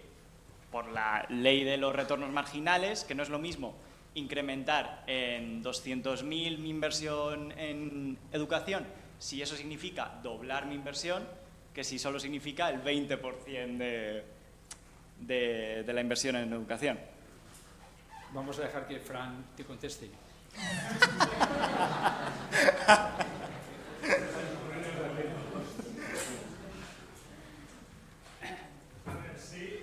Sí, no. Yo claramente, si ves esta gráfica, yo lo que veo ahí es que hay dos grupos. Aunque tú digas que puedes ajustar una curva que tenga una componente logarítmica o que se aproxime horizontalmente cuando aumentas el gasto, pero realmente estás diciendo lo mismo. El mensaje es el mismo. Estás diciendo que al principio, si aumentas mucho el gasto, consigues muchos retornos y a partir de cierto momento, aunque aumentes el gasto, no consigues retornos. Y es claramente, mi mujer, por ejemplo, es profesora de instituto. Una de las cosas que he visto en los últimos años ha sido, por ejemplo, cómo han implantado pantallas, pizarras virtuales en todos los institutos, porque supone un gasto horrible. Han sustituido todas esas pizarras que honestamente no sirven para casi nada, por pizarras que, como teníamos antiguamente de tiza, que son por ejemplo las que a mí no me gustan, las que son más útiles, todo para tener a los alumnos más pendientes de pantallas, implementando un gasto horrendo y diciendo a los políticos, hemos invertido tanto dinero en educación, no, señor, se han invertido en pantallas, se ha invertido en esto, se ha gastado el dinero y no ha gastado el dinero de... Muchas gracias, señor catedrático Aragón, o sea, porque ahora le puedo llamar así, ¿no? Desde hace poquito, no lo sabía, enhorabuena. Sí, creo que es una respuesta que es de, a partir de esos datos se llega a analizar que mejorar la enseñanza, la calidad no sale caro, invertir en pantallas ahora es malgastar el dinero.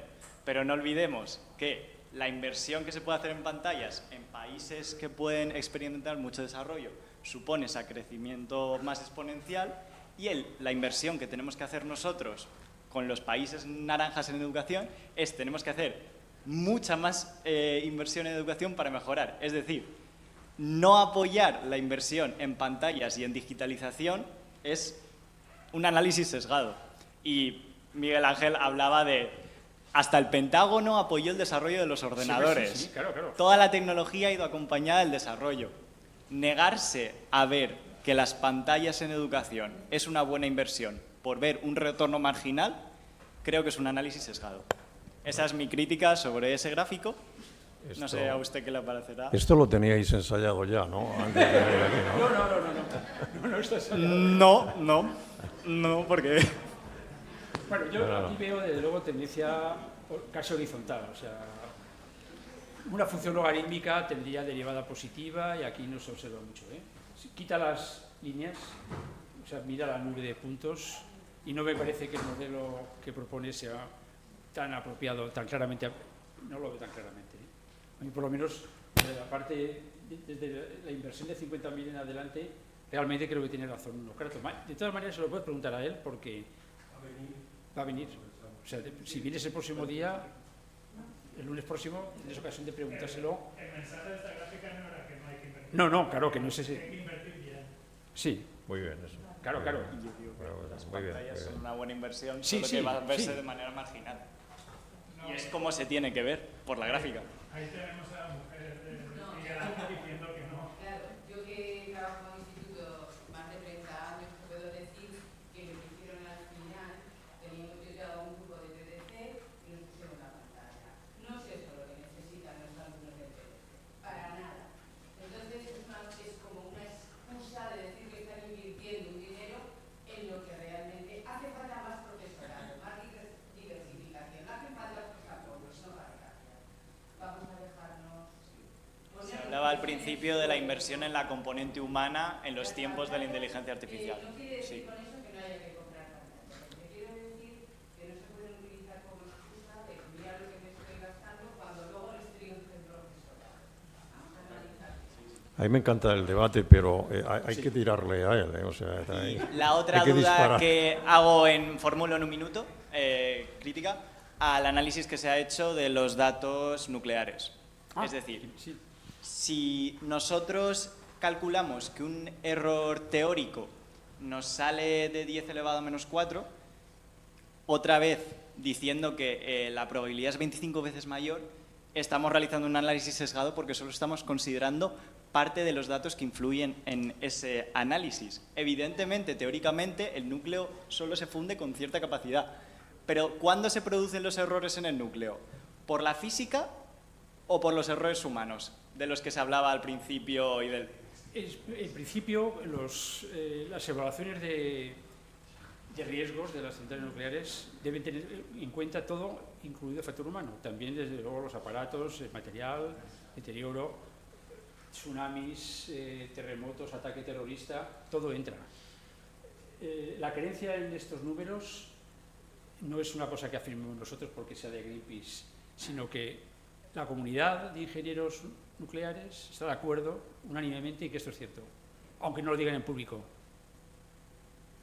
que estamos con un riesgo de catástrofe nuclear 25 veces superior al que en teoría no sé, se supone que tenemos de acuerdo con los estándares. Eso ocurre porque no funcionan bien los reguladores. Y no funcionan bien porque tienen dentro gente que puertas giratorias, etcétera, etcétera. Muchas gracias, profesor. Muy bien, más intervenciones.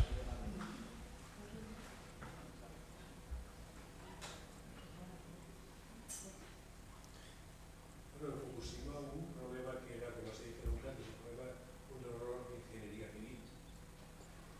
Sí, sí. Que es el que acabó siendo el determinante del problema. Claro. Estaban en la carrera de marea y entonces la cosa se quedó sin agua porque realmente una cosa por eso.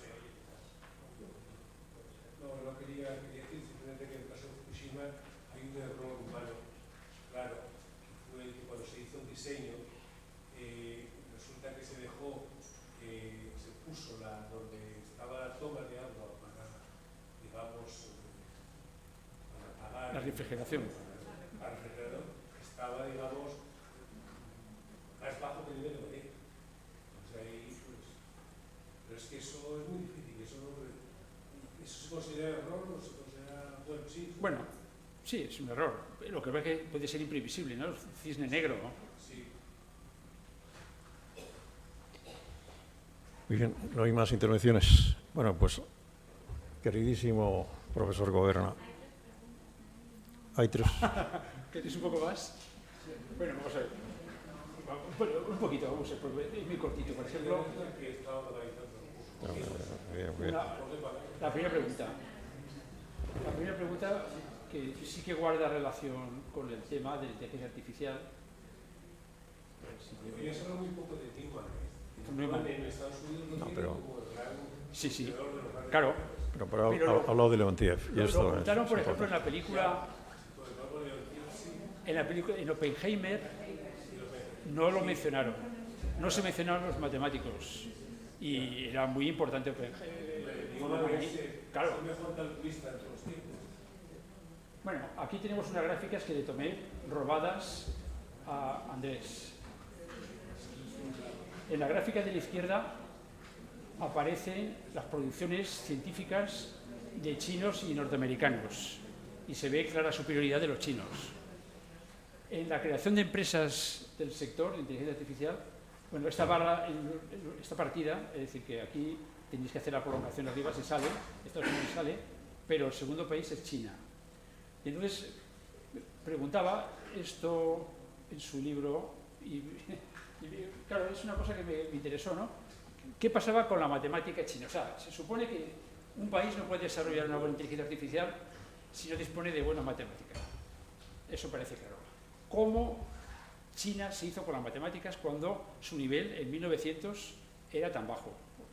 porque tenían una especie de elementos de Euclides en vigor que trataba solamente de problemas prácticos. Llegaban al método de eliminación en ecuaciones, pero se ocupaban sobre todo de cuestiones astronómicas, calendario, lo típico de sociedades agrarias y cuestiones relativas a las tasas, a los impuestos. Estaban en el atraso, pero tuvieron suerte con una guerra que se montó. Eso se lo conté a Andrés, porque es una cosa bastante graciosa. Bueno, desde luego está claro que actualmente es la gran apuesta de las STEM y que producen 7 veces más estudiantes de materias científicas y técnicas que Estados Unidos, eso está claro. Pero remotamente, la rebelión de los boxers, que es bastante desconocida, la palabra boxer hace referencia a boxeadores, porque los occidentales creían que los nacionalistas chinos que hacían artes marciales hacían boxeo, llamaron boxers. El caso es que fue una revuelta, fue derrotada China por una coalición de esos países occidentales y les impusieron, como era moda por la época esta, unas sanciones impresionantes al estilo de los Versalles, dando lugar luego a los típicos problemas, porque estaba la economía china agobiada por la penalización. Entonces, el rector de la Universidad de Illinois escribió al presidente Otto Roosevelt, el otro Theodore Roosevelt, diciéndole que por qué no creamos un sistema de becas donde reinvirtamos la cantidades que nos están dando los chinos para fortalecer el poder norteamericano, el poder débil, el poder a través de la ciencia, a través de la cooperación. No por razones filantrópicas, sino simplemente porque a largo plazo sacaremos más provecho si nuestra influencia en Asia se incrementa. Y eso es lo que hicieron, un sistema de becas que llevó a 900... Eran becas con retorno obligatorio, es decir, que se pasaban un tiempo en Estados Unidos, también en algunos países occidentales, en Gran Bretaña, y estaban obligados a regresar. Al regresar fundaban departamentos, fundaron la Academia de Ciencias China, etcétera, etcétera. Es decir, que gracias a esta política de becas norteamericana es que se pudo desarrollar las matemáticas en China como si fuese ya un país occidental. También tuvieron, hay que decirlo también, Hong Kong como centro de irradiación, porque muchos chinos continentales hicieron sus tesis en Hong Kong. Pero eso ya más recientemente. Bueno, pues nada, simplemente son aclaraciones de ese tipo. Los chinos con las tierras raras, coger y mandar a gente a estudiar a Estados Unidos, preparar un montón de gente y en este momento son los líderes del mundo. Eso es. Bueno, son muy laboriosos, tienen gran interés por el trabajo, etcétera, etcétera, pero bueno, el caso es que tuvieron su oportunidad y en este caso, de modo casi casual, gracias a una guerra, ¿quién lo diría? Bueno, pues nada, no queremos prolongar un poco, porque yo tenía preparado aquí 5 mini biografías sobre mujeres, porque hoy es el día que toca también, ¿eh?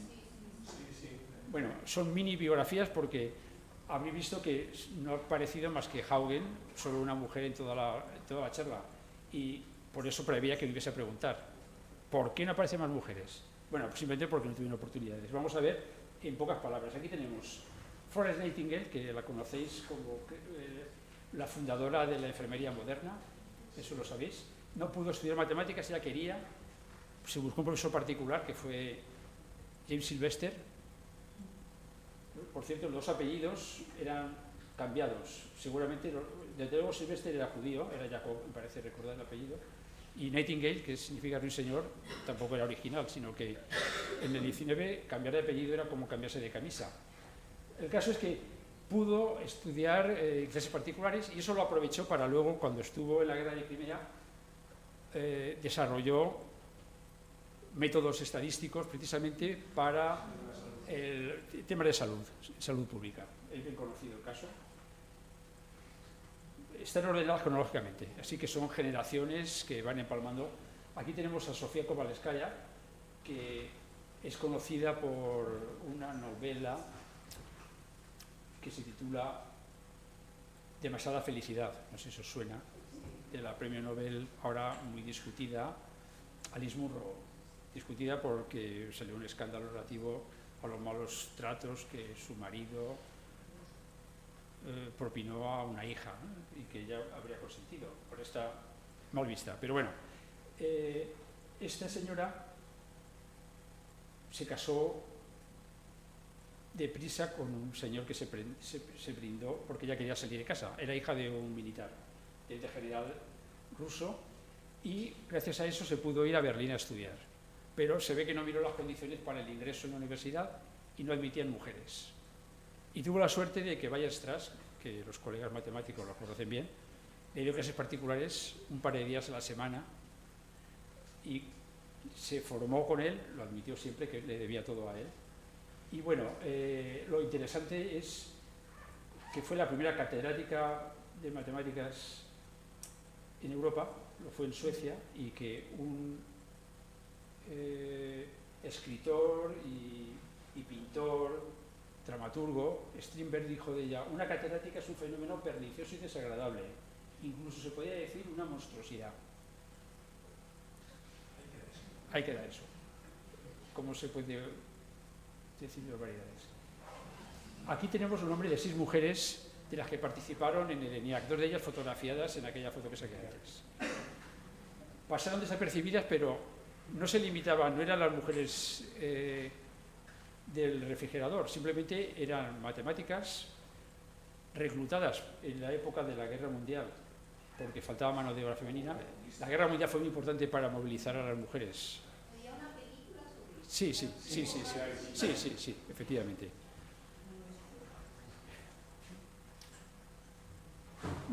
Su tarea fue bastante importante porque convirtieron aquel ordenador que en principio funcionaba a base de cables que se conectaban, lo convirtieron en programable y crearon, junto con hombres también, el COBOL y el Fortran que estudiamos en nuestra juventud. Eso es. Ahora ya nadie lo estudia, pero lo recordarás, el Fortran. Bueno, o sea, fue una gran tarea. Se les ha reconocido su aportación 50 años más tarde. Muchas de ellas ya no vivían. No fue muy justo eso. Aquí tenemos una víctima del estalinismo porque era hija de un aristócrata, su padre desapareció, eran tiempos de la NKVD, me parece, la policía política, y fue represaliada cuando acudió a los exámenes de selectividad, presentó sus resultados muy buenos para matricularse en el Leningrado. No solamente no la aceptaron, sino que le detuvieron la documentación para que no pudiera ingresar en ningún sitio. Pudo entrar gracias a que una escuela normal, o sea, de profesores, la admitió basándose en la palabra de que había conseguido el aprobado. Tuvieron que hacer una grandísima excepción, una historia de buenos y malos. Las cosas no eran fáciles. Y esta Alice Schaeffer, que es ya casi contemporánea porque vivió mucho tiempo, su profesor de secundaria le dijo: si quieres graduarte en matemáticas, yo no te recomendaré, porque las mujeres no son aptas para las matemáticas. Una bonita frase lapidaria. Bueno, pues sí que valía. Bueno, aquí lo dejo, porque si no va a ser muy pesado. Gracias por su atención.